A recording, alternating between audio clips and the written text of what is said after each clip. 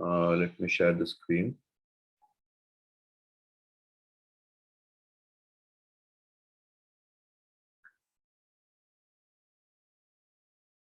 Please let me know whether you can hear me and also see the screen. Ashwin, can you hear me? Yes, sir. Can see the screen as well? Yes, sir. Okay. So today we'll discuss some of the quantum gates, which I told you probably the identity or the negation is something which is already there in the classical sense, but we do not have what is called Hadamard gate, for example. There is no analogy for that in classical computation. So identity is something which we don't use, but because it doesn't really do anything. But we use the negation. It's also sometimes called a bit flip gate. Call it X. So bit flip gate acting on a single qubit system would be 0, 1, and 1, 0.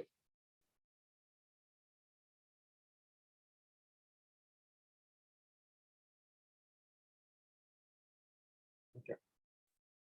So this operates on any single qubit.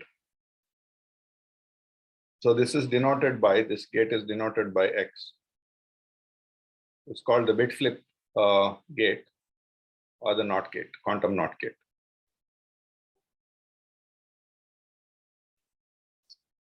Similarly, you have another interesting gate called the Hadamard gate. So it can be written also in this way, 1 by root 2.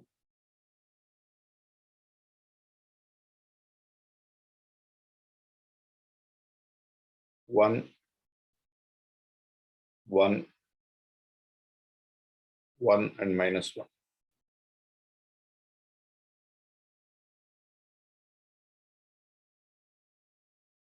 So the way you, so this is represented as Hadamard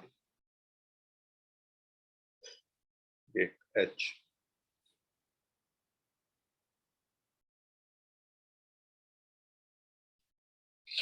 This is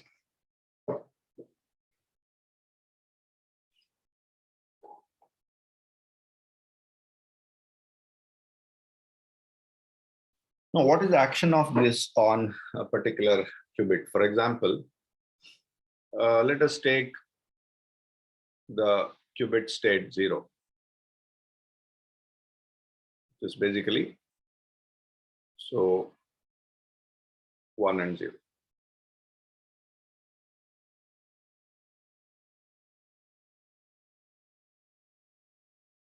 Now, what does this bit flip operator or NOT gate do? So X acting on 0 should give you the other state. If in a two-bit system, it should give you the other state, which is, I mean, two-dimensional system, it should give you the other state, right? So we can see this as a matrix operation, 0 and 1.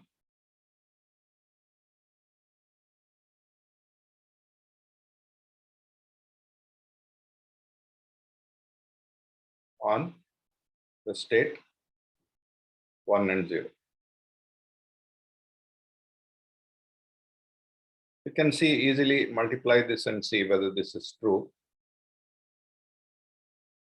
So that is obviously going to be a 2 by 1 matrix again, column matrix. So 0 into 1 is 0, 1 into 0 is 0. So this could be 0. 1 into 1 is 1, 0 into 0 is 0. So 1 plus 0 is 1. So this works. So in general, the action on any bit flip operator X on any state alpha beta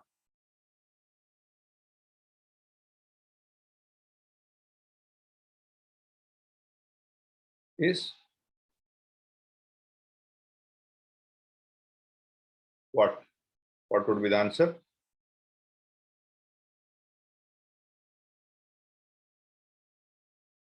What is the answer?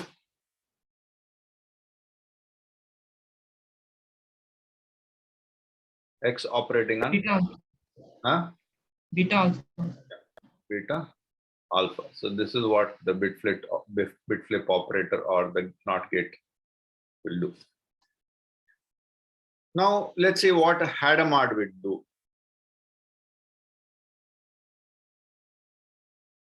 But you can also check here, what if you operate on X again? On the answer, on the result, if you operate on beta and alpha, you operate on again X into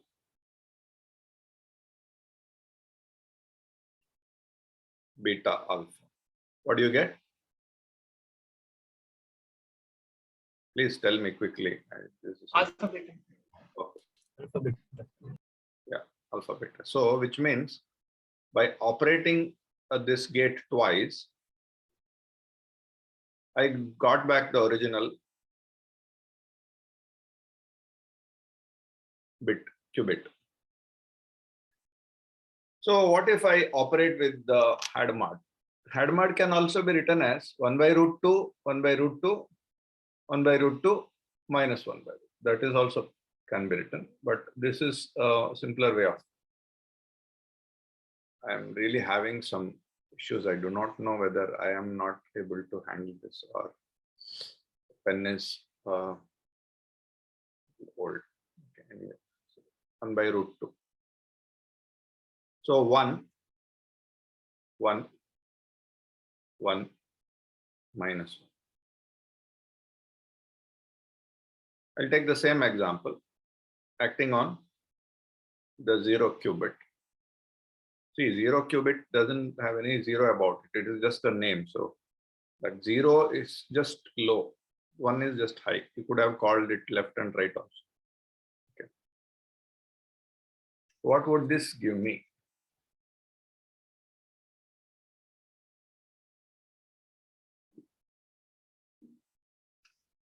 So this is 1 by root 2. Okay. 1 by root 2 into 1 is 1 by root 2 plus 1 by root 2 into 0, 0. So this is 1 by root.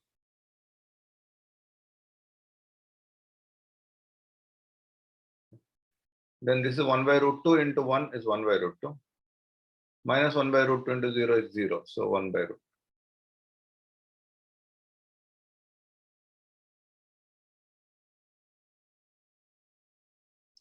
Now, can you guess what will happen if this Hadamard gate again acts on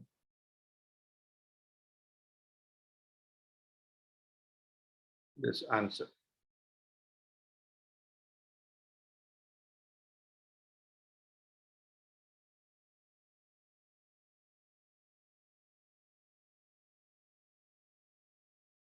Acts on the resultant 1 by root 2, the output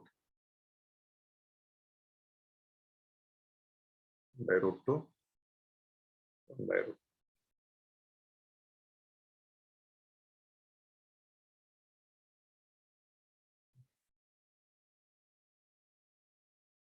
What will happen? So 1 by root 2 into 1 by root 2 is half. 1 by root 2 into 1 by root 2 half. Half plus half 1.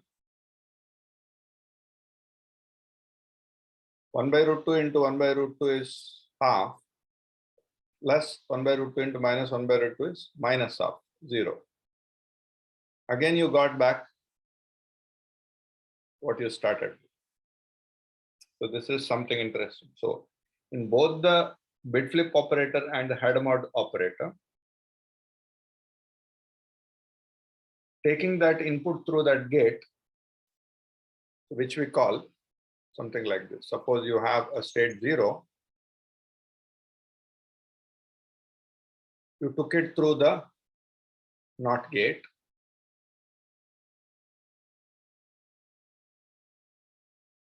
Right? You got the other state, 1.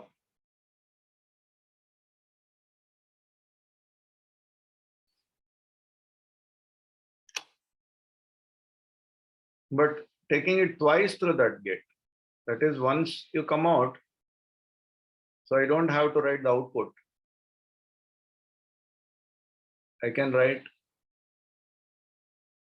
so the output is here, so again put another gate. So I will write this as another operation, another gate again to the output. So this gives you again 0. Now this would be the same even if you had put a Hadamard gate here.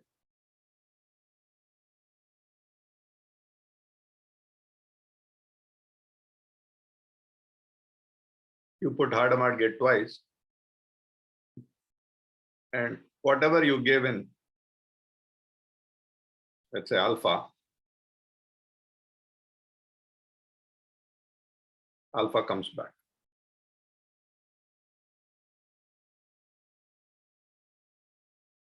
Now what will happen if you did not do this, but if you first put X and then did Hadamard, then something else will come. Now the sequence of such gates is what we call quantum gates. Now you've seen one of the features of this, and this is subject to the condition that mod A square, when you operate this finally, you can observe that mod A square plus mod B square. Since we have not used any complex numbers, you can simply write it as A square and B square. But in general, it is mod A square and mod B square is equal to 1.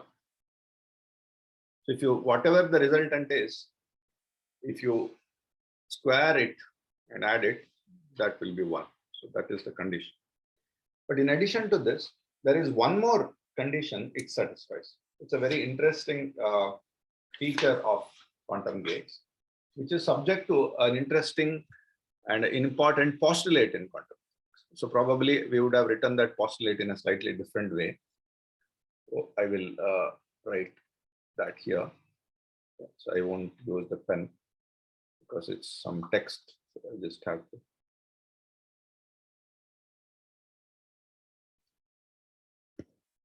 Type it. Okay. So when you make a certain measurement, okay, so it can evolve. The quantum state can evolve into another state. Now, how does the quantum mechanical system evolve with respect to time? So that is given by the postulate. Just give me a second. I'm trying to get it. Okay. So here,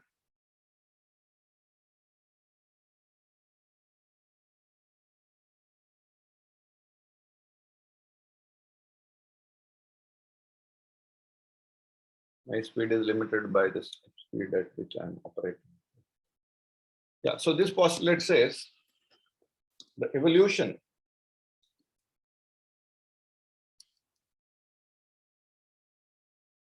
of a closed quantum system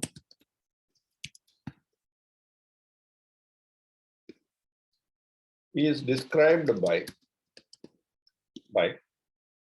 a unitary transformation. A unitary transformation.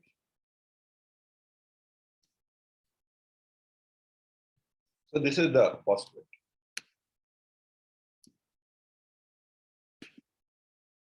Let us name this postulate a little later because I have given postulate in a slightly different format earlier. So we will check that and give the suitable number.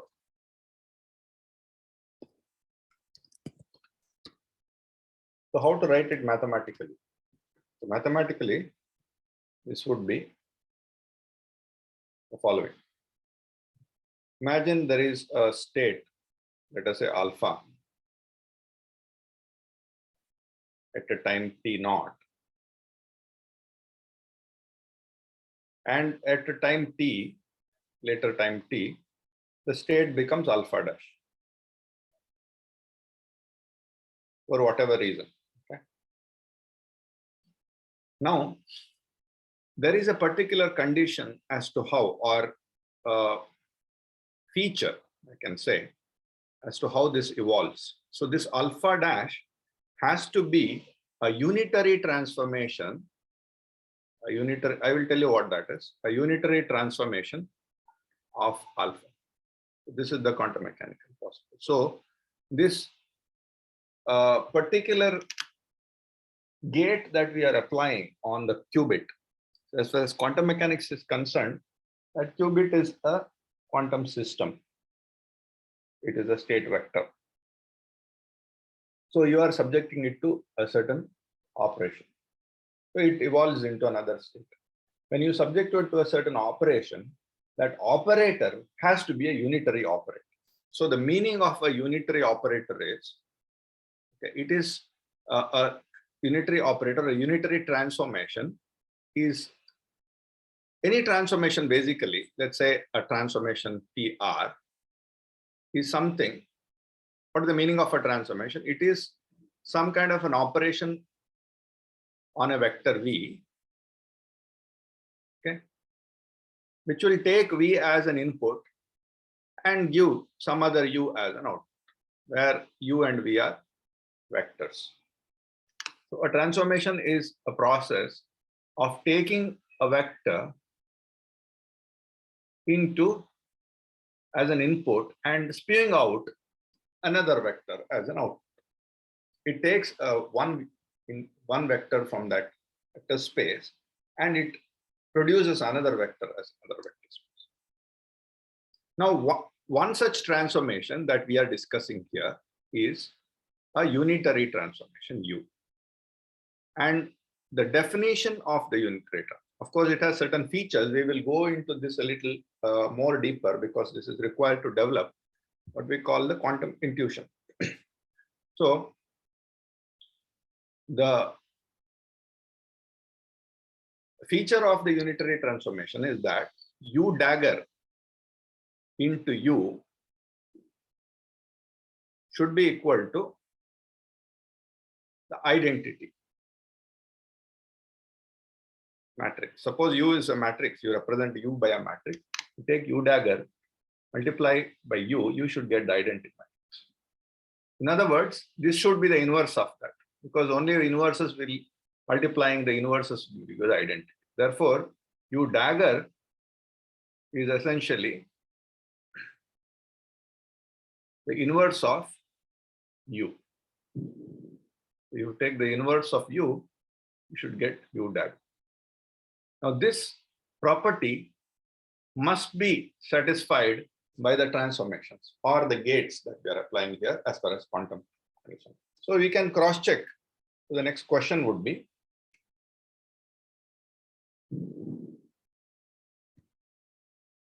check.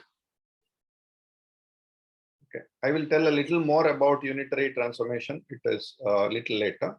But for the time being, so that definition is enough. Okay, check if the bit flip operator or the bit flip gate X, comma H are unitary.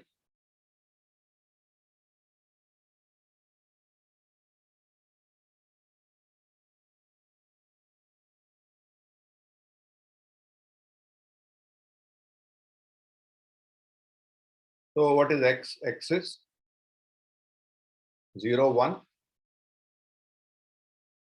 1, 0. So this is a little bit simple because it is a real number only. So when you take the dagger, there is no conjugate business. It is just transpose.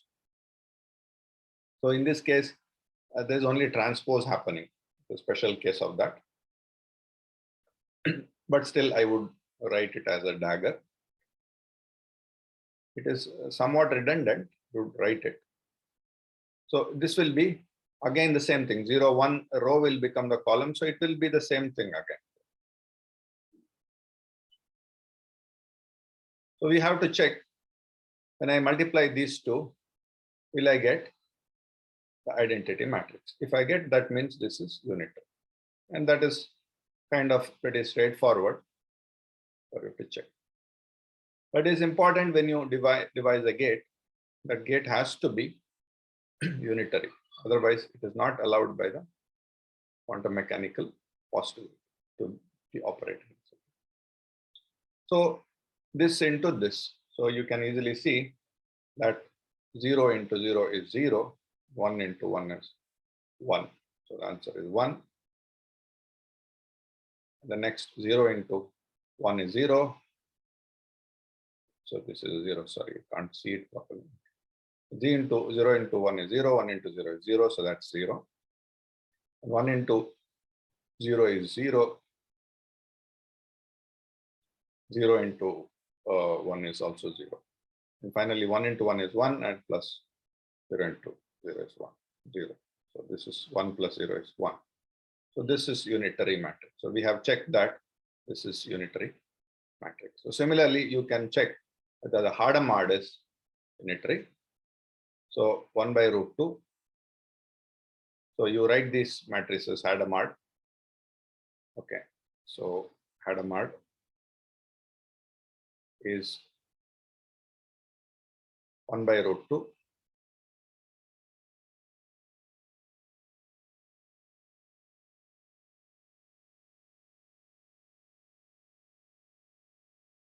One minus 1. Again, you see, interestingly, if you flip that, that will remain the same because 1 will come here, 1 minus 1 will come. So that is also. And again, there is no need to take conjugate because there is no complex number. But complex numbers can definitely come, so there is no problem.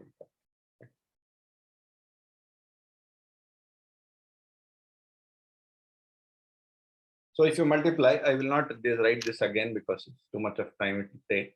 So it's there, so you can see that it will get multiplied. So 1 by root 2 will come twice, 1 by root 2, 1 by root 2. So you'll have half outside.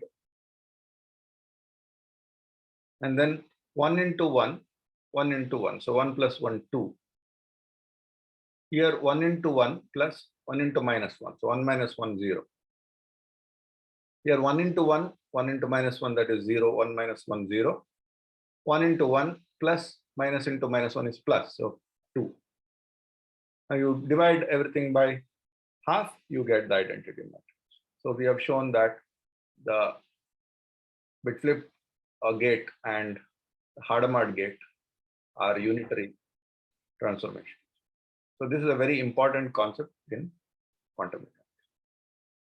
Okay. So we will have a little more clarity on what a unitary transformation is because we can extend this idea further to get a little more quantum intuition. Okay, so now let me take these two operators and see how to represent it pictorially, which will give us some ease of operation, a quick way of operation and some nice intuition. So, okay, I think I have to first unselect this, otherwise I will not be able to. So home. Now let us look at these two basic operations or gates, which is the bit flip and the Hadamard. So I will have two circles to represent. One as this one. Again,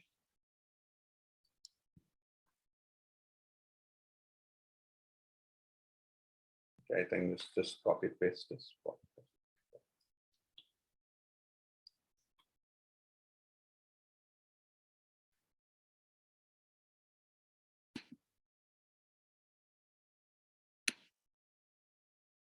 So this is what I'm drawing here is what is called a state machine.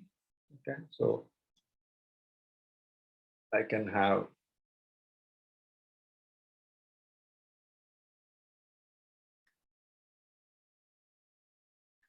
sorry for the slowness. I'm only limited by the speed of what's happening here. guess I should use some color and color. Coming blue.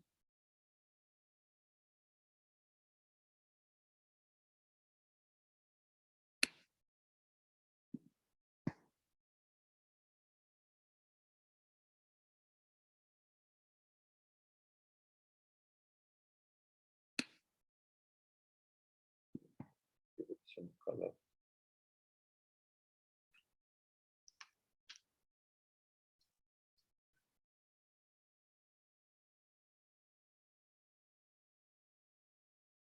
It's yeah, I hope you can see this. Can you see this color on the blue?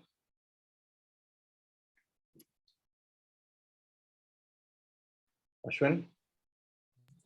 Yes, sir. So this is, I'm just representing the axis here, and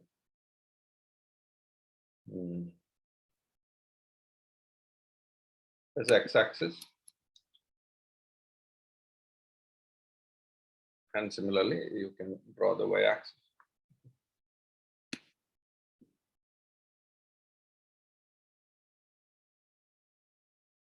I'll have a single y-axis because it's easy for me now.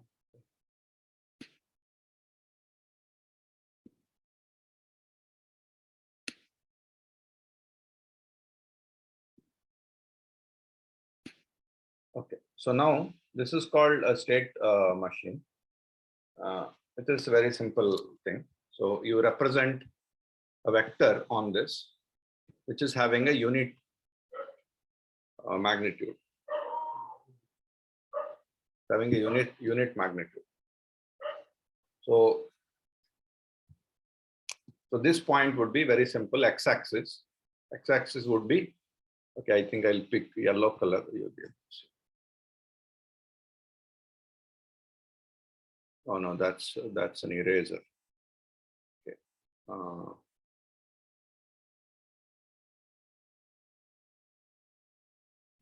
pick white.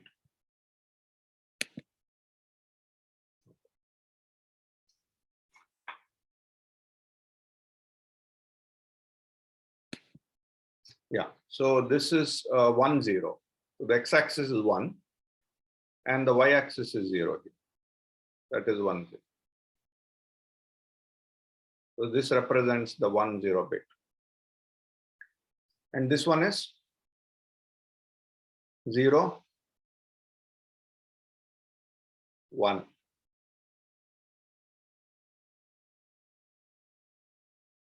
What is this? Just tell me the coordinates, Baba. You can't be that unresponsive.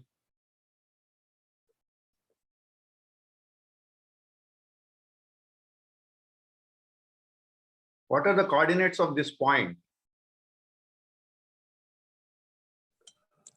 -1, 0. Yeah, thank you. So -1, 0. What is this one?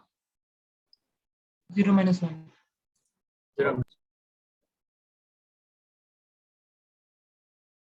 Okay, now I'll pick the central points at 45-degree ones. Here.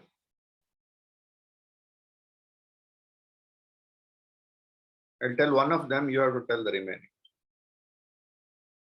So it's simple because it's a unit circle. The radius of any radius wherever I go is 1. So the radius of this circle is 1.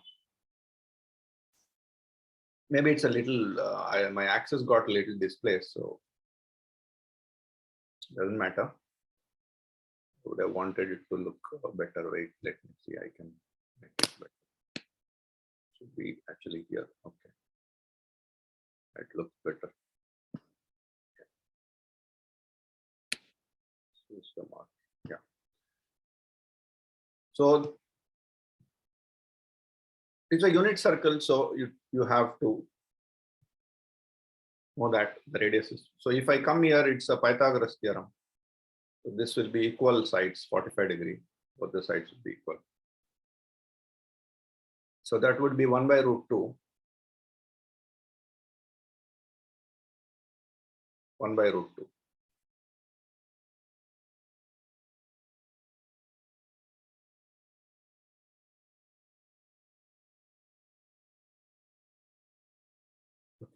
Tell me this one.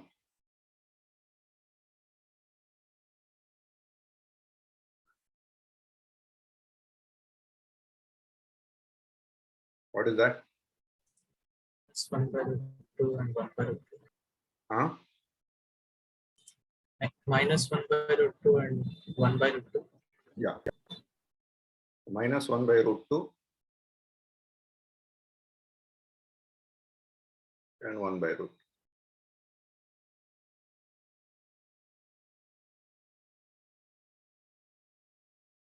What is this one? Minus 1 by root 2 and minus 1 by root 2 minus 1 by root. Minus 1 by root 2 and minus 1 by root.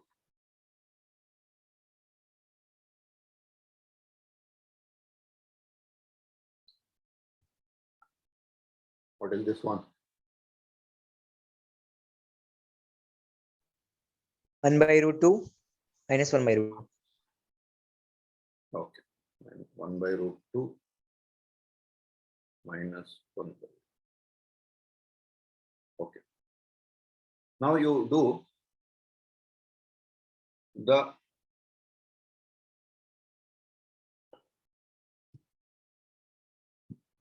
bit flip operator on this.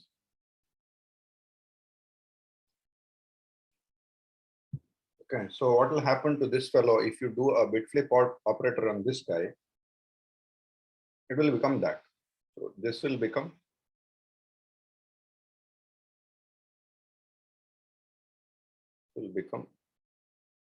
this.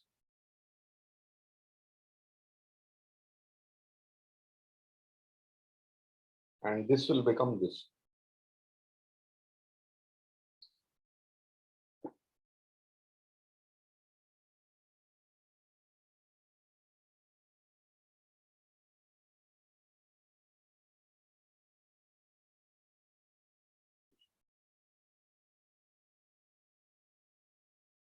And this will become that.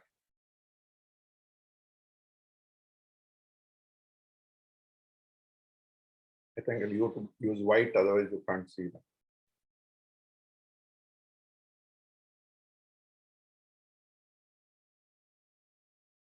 What will happen to the remaining two guys?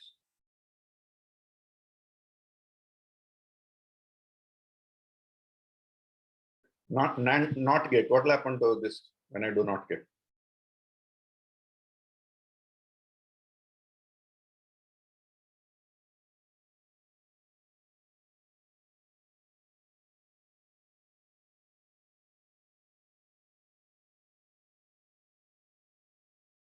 When you flip alpha alpha, what will happen?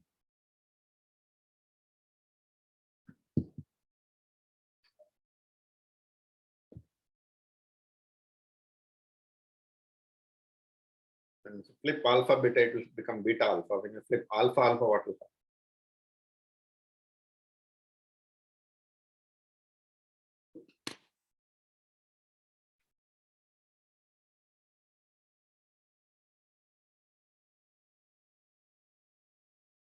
Please tell me this. I'm not asking any difficult question. The most difficult question is yet to come.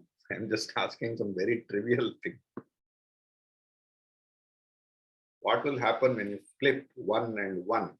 When you change 1 with 1 and change 1 with 1, what will happen?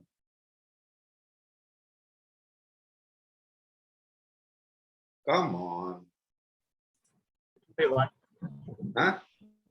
By 1. Same. It remains same. Why does it take such a long time for you to guys to answer this question? Remain that only. Yes, sir. Or what is happening actually? See, this way we can't do any quantum computation. This is we have to understand the Oracle Deutsch algorithm. You don't answer this, I don't know what even to say. Okay. So this whole thing, now I can do the Hadamard also. This is a simple machine called state machine, which is a two-dimensional pictorial representation of how the gates operate on it. So Hadamard, what will happen if you do the Hadamard? You can do this. It will be a little more, maybe, let me copy this, otherwise it will become a long time to write this thing. So let me see how to do that. Okay.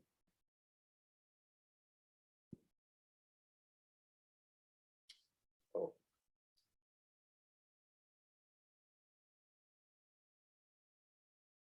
Hopefully I'm able to do that.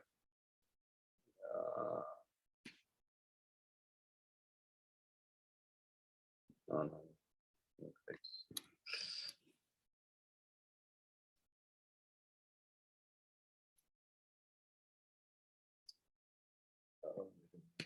Let me just try this.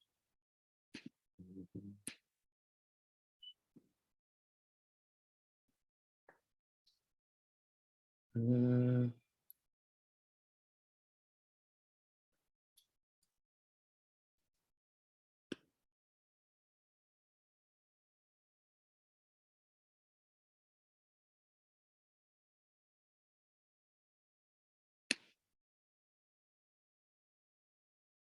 Okay, working. Yeah, so it's copying the whole thing. Yeah, but I have to get rid of this arrows. This is not correct.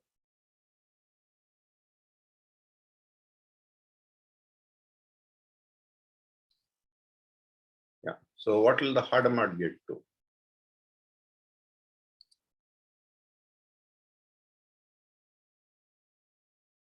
How will the Hadamard gate work?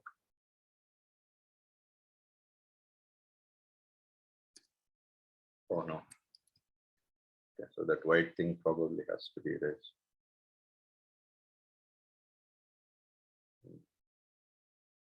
I'll try with this laser. Laser might also be.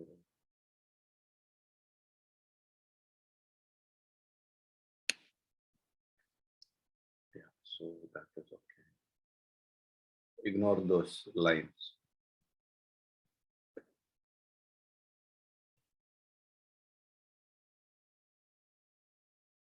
Okay, so what the Hadamard will do? Let's see. We have worked this out already in some sense, right? So 0, 1 became this. So this will become this. Kind of use this type. Become that. We have also seen that if I operate on this, it will become that. So this is reversible. And this will become this. This you have to check.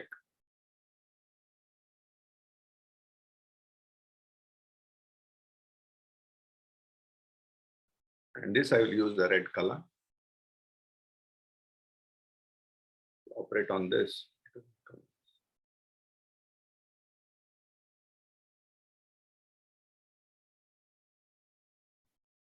We operate on this, it will be.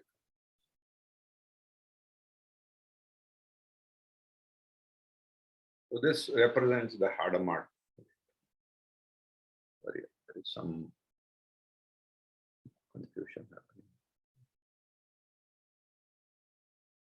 That is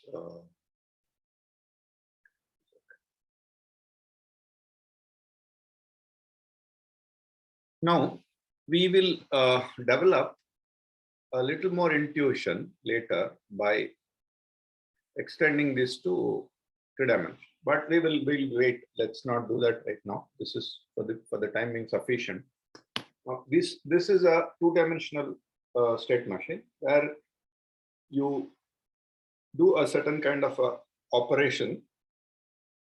So you don't have to every time multiply and see what happens because you have already done your homework. You just look at it and you know that operating Hadamard on 0, 1 gives you 1 by root 2 minus 1 by root 2. And operating on again on 1 by root 2 minus 1 by root 2 gives back 0, 1. And operating on minus 1 by root 2 plus 1 by root 2 gives you 0 and minus 1. This you have to work out. That will be your homework.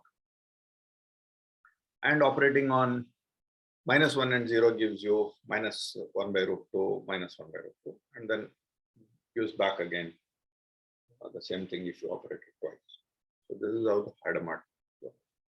If you have complex numbers, okay, now you might guess that this won't be sufficient. Then you need another dimension. You need the third dimension. Then you will have to use a sphere.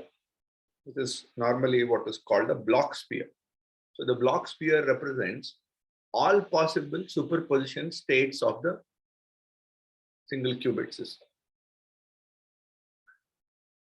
So we will do the block sphere shortly. So when you have a complex number also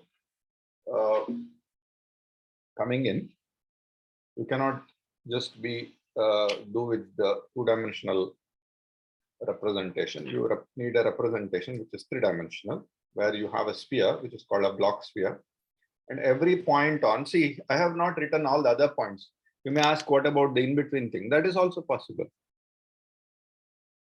See, it's a very nice thing because basically if you square and add them, it should get 1. Now think of this point. Go here. It automatically takes care of the quantum mechanical probability condition. So imagine you take some other point here, let's say. What would that give? The coordinates of that would be this and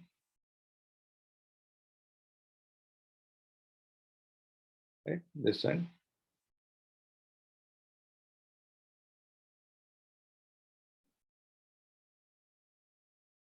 sorry, so this and this. So that will be something else. It will be another superposition state given by A and B.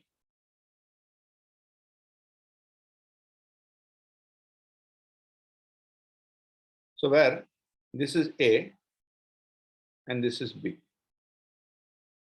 But since the radius of this circle is 1, the Pythagoras theorem definitely tells you that A square plus B square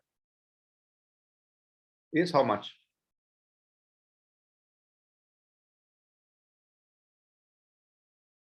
How much is A square plus B square in this circle?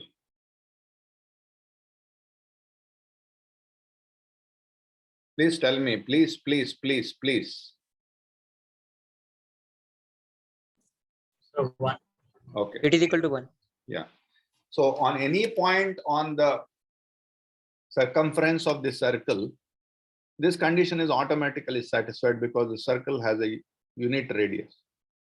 Therefore, all these points on the circumference of the circle represents a superposition state of these two bits. Basically,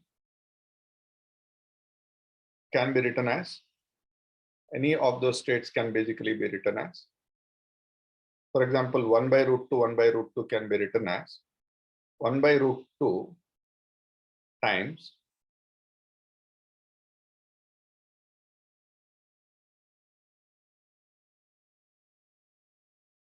by root 2 times A. But A is what? What can this be represented as? That can be represented as the 1, 0 vector. Okay, so which is nothing but 0.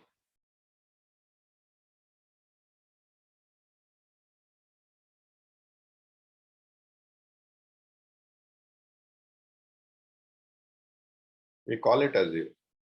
So that is a basis. You can very easily see that this is nothing but vectors getting expanded in terms of basis. So this A, this vector is called 1, 0. That is a unit vector here. But the length is not this. Length is shorter. How shorter? 1 by root 2 shorter. It would be 1 by root. If you take exactly this point, the length would be 1 by root 2 of this one. You can cross check that. Plus, so this is 1 by root 2. 1 by root 2 of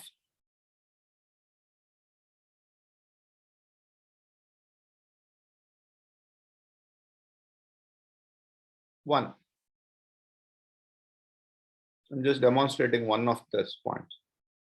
You can therefore extend this logic to see that all of them should be true. So what is 1, 0? What is 0 vector? What is the basis on the x-axis? That is 1, 0. So that is 1 by root 2.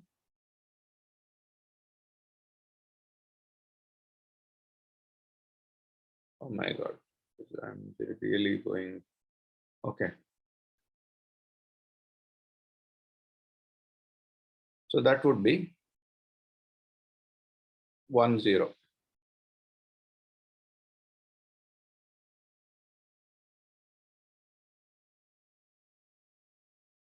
Plus, I think this is helping because otherwise I would be going fast. Okay, so 1 by root 2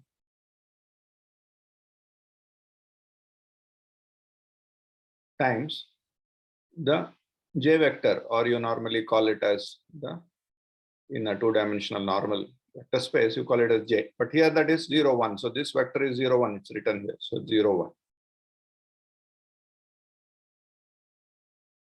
So now you see that these two are the bases. In your normal case, this is nothing but x I cap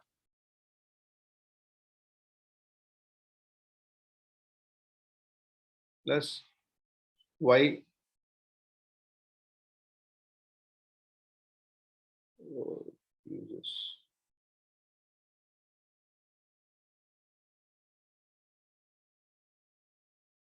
yj cap. So I cap is this ket vector and j cap is this ket vector. So this is the basis. Expand the base. So what is that? 1 by root 2 into 1 is 1 by root 2, 0, 0, 1 by root. Add the matrices. So you will get 1 by root 2,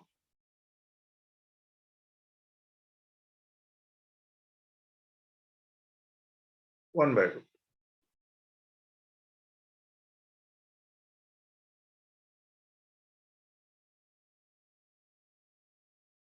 I guess I have to go back to my camera business. Okay. Yeah. Okay, fine. So now the point to take home is that any point on this circumference can be written as a vector, which is nothing but a superposition of the pure states or the basis states, with the beautiful condition that the square of the amplitudes of those two will happen to be equal to 1 because it's a unit cell. So that's a condition of the quantum mechanics, because the probability has to be 1. Again, it's nice because if it is 2, then you have to make it 1. You have to renormalize that. But the radius cannot be 2, radius has to be 1 because probability is only 1. That is the physical meaning of that. Now I let you think about this. What if I want to now represent the superpositions and these numbers 1 by root 2, 1 by root 2, or 0, 1, and all this can be also complex. I've already kind of given you the answer. In that case, this will become a sphere, and any point on the sphere can be written. It may not be very simple, but if you want to think about it, you can work on it. I will explain it some point of time. So on that sphere, any particular point can be represented by a superposition of two numbers again. Then you might be wondering how that is possible. Then you need an angle as well, but that angle can be written as complex number can be written as a magnitude and a phase factor, if you have thought about it. But otherwise I will explain that. Now, before I leave, there is one more thing which I want to tell you, which is, okay, I'll just summarize what I did today, and then not much, but to summarize. We have quantum gates and quantum circuits. This is a bit flip gate, this is a Hadamard gate, and those gates can operate on a certain qubit, give another qubit. So the gates operate on the vectors. And then the way to represent them as gates is like this. And there is a condition that the amplitude squares should go to 1, which you already know. But there's an additional condition that the operators or the gates themselves should be unitary, which I will show you shortly. And if you have multiple gates, you can connect them like this to make a quantum circuit. So we have only put 2 of them, XX. You can have first X, then H, then X. Just try doing that and see what happens by operating on this. So the second condition comes from the quantum postulate that the evolution of a closed quantum system is described by unitary transformation.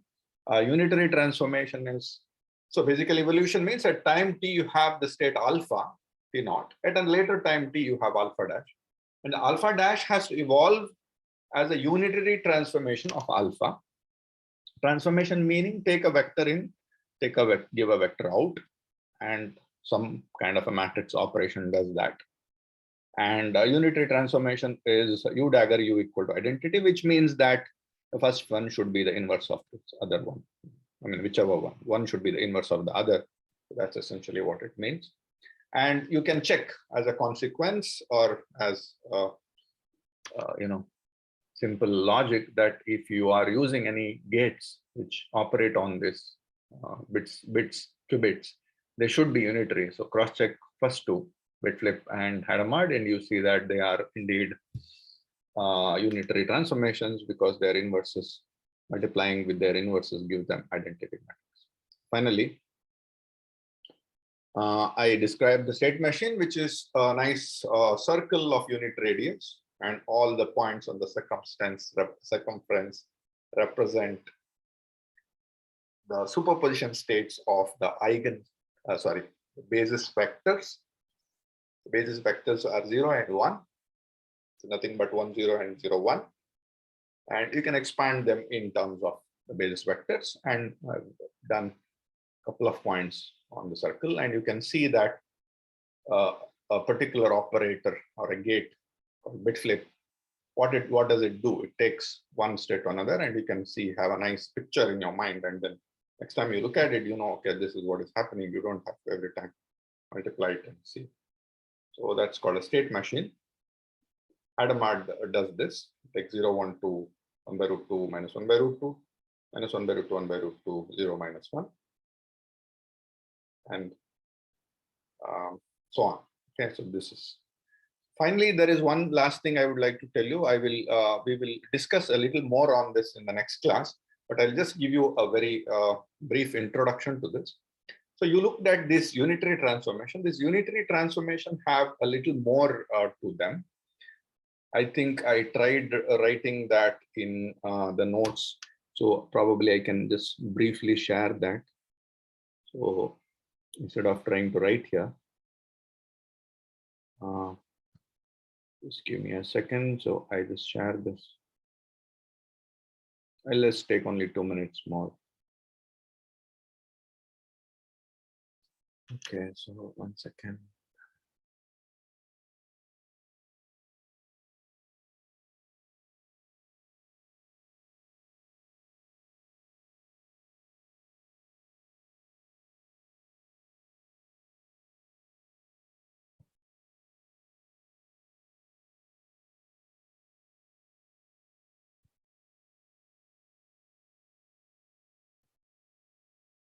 It must be on the internet.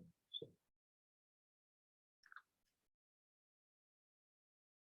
Okay, so it doesn't matter. I don't want to waste my time on this. I just show you. Okay, I'll just tell you what it is here briefly, and we can see that in the class. I will complete the notes by. Okay, so it still be on the same screen.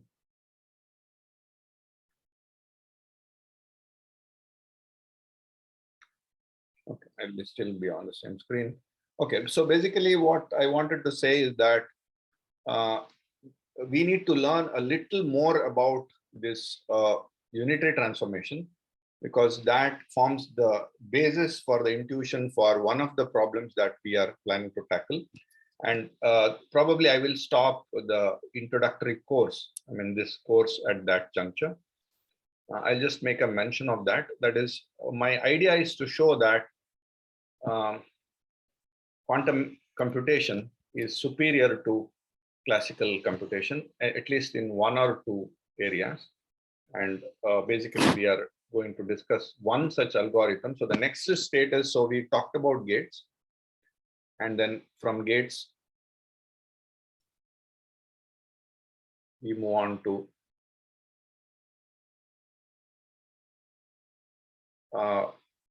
circuits. And once you have the circuits, the next thing that we would do is we would talk about algorithms. So when I talk about an algorithm, the first algorithm that we would be discussing is the Oracle dash algorithm, which I will not mention right now, but I'll just briefly tell you that this is the first algorithm which shows what is called the quantum supremacy, which means there is an algorithm which outperforms the classical. And in order to understand this, we need certain things very clear. It's not very easy to understand this. It's a little tricky because otherwise, original inventions or original ideas are always not so simple. So we need a little bit of an intuition, quantum intuition to understand that. And one of them is to understand the unitary transformation. So which I mentioned one quality of the unitary transformation, that the dagger of the unitary operation matrix multiplied by the unitary matrix should be equal to the identity matrix. But there are a couple of more things that we need to learn about this unitary transformation. And one of them is to know the two properties that a unitary transformation preserves. One is the length. Suppose you take a vector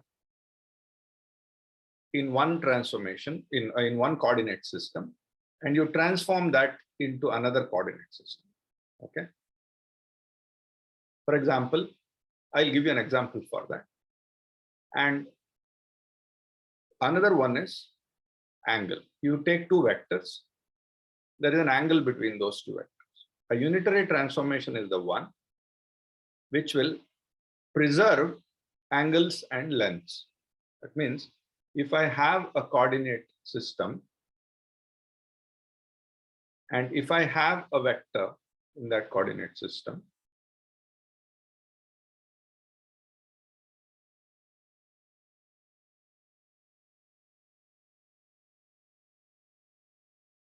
okay, let's take some black color. So if I have a vector in that coordinate system, and if I rotate this coordinate, it didn't become black anyway. So if I rotate this coordinate system, now instead of this XY, if I rotate this coordinate system, what will happen is the coordinates of this, which was X and Y, will change. But the question that I would like to ask is, will this length change? And the answer is no, because when you rotate this coordinate, let us say you rotate this coordinate and make it X dash and Y dash.